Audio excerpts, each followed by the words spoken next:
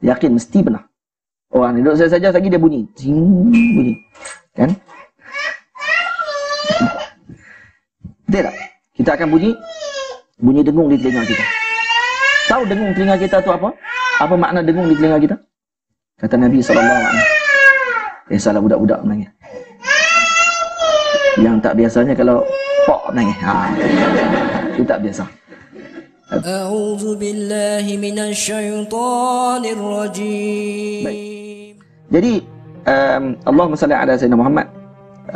Karena tu kita perlu dalam peristiwa hijrah ni hadirkan surah tersebut. Bagaimana sahabat gembira dengan Nabi, begitu juga kita kena gembira dengan adanya kasih kita kepada Nabi SAW pada waktu sekarang. Karena Nabi SAW sangat kasih dengan kita. Nabi sebut ketika Nabi melawat maqam para sahabat Nabi di Baqi'. Apa kata Nabi? Assalamualaikum ya ahla diyaril mu'minin antum sabiqun nahnu insyaallah bikum lahiqun. Kemudian Nabi sambung hadis ni. Lawadittu, kata Nabi, aku berharap, kata Nabi, moga-moga aku nanti akan melihat ikhwani. Lawadittu anni anzura ila ikhwani. Maka para sahabat yang ada pada waktu tersebut tanya, ya Rasulullah, bukankah kami sahabatmu ya Rasulullah? Bukankah kami juga ikhwan kamu ya Rasulullah? Nabi mengatakan, antum ashabi, kamu sahabatku. Ikhwani, golongan yang ikhwan ni, yang dimasukkan ikhwani tadi apa dia, siapa? Mereka adalah orang yang mengasihiku, yang tapi mereka tidak pernah melihat. Dan kita telah disebut oleh Nabi SAW. Dan dalam hadis yang diriwayatkan oleh Al-Imam Hakim Naisaburi radhiyallahu anhu dalam Mustadrak, dikatakan, disebut oleh Al-Imam Abdullah Sirajuddin rahimahullah, kata beliau, baginda Nabi SAW telah melihat kita semua ni dengan rupa paras kita. Semua telah dilihat oleh Nabi SAW. Maka para sahabat tanya kepada Rasulullah, ya Rasulullah, bagaimana kamu melihat umatmu itu daripada awal sampai ke akhir zaman? Maka Nabi SAW mengatakan bahawa aku dibentukkan seorang tersebut di depanku seperti mana orang buat dengan tanah liat. Dibentukkan seperti tanah liat di depanku ni, dibentukkan orang tersebut. Maka aku melihat dia pada waktu itu. Maka kita dibentukkan pada waktu tersebut dengan seperti tanah liat, ataupun dengan plastisin tu. Plastisin tu dibuat di depan kita, kemudian dibentukkan pula orang lain pula, dibentukkan lagi orang lain pula, dibentukkan sampai akhir zaman.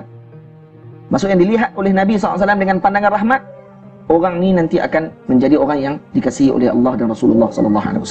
Maka kita kena berbangga dan bersyukur dengan perkara tersebut. Bukti lagi Nabi SAW kasih dengan kita. Pernah tak dalam kalangan kita ni ada yang telinga dia tidak berdengung? Ada tak? Telinga berdengung beza dengan telinga bengang. Telinga bengang naik ke terbang tu bengang, tu bengang. Naik bukit tinggi bengang telinga. Telinga berdengung lain pula. Telinga dia bunyi ting. Dia tak? Pernah tak? Ada yang tak pernah? Tak pernah, kena balik wuduk balik. Mesti pernah punya. Yakin mesti pernah. Orang ni duduk saja lagi dia bunyi. Ting, bunyi. Kan? Betul tak?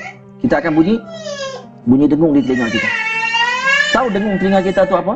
Apa makna dengung di telinga kita? Kata Nabi SAW. Salah budak-budak menangis. Yang tak biasanya kalau pok menangis. Itu tak biasa. Ataupun mak pula lebih menangis tu, luar biasa tu. Kalau budak menangis biasa. Baik. Telinga bengung ni kata disebut dalam hadis Nabi SAW.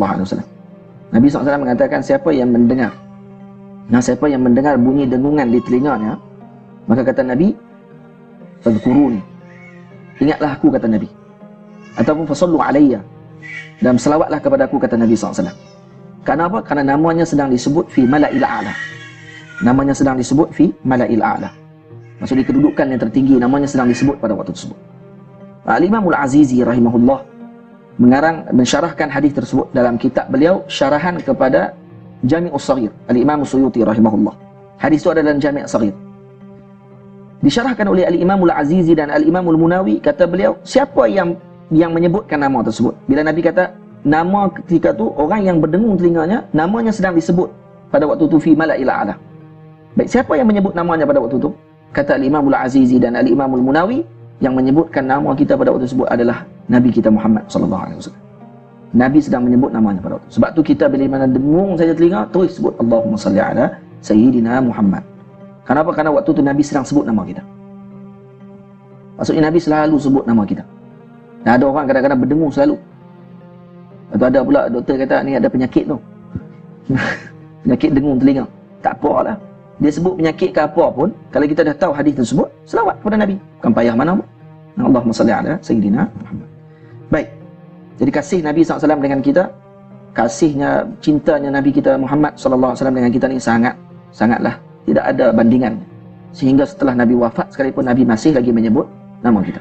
Atau orang yang mengatakan Nabi dah mati, buat apa kita nak minta lagi syafaat dengan Nabi SAW? Ini orang yang mati hatinya.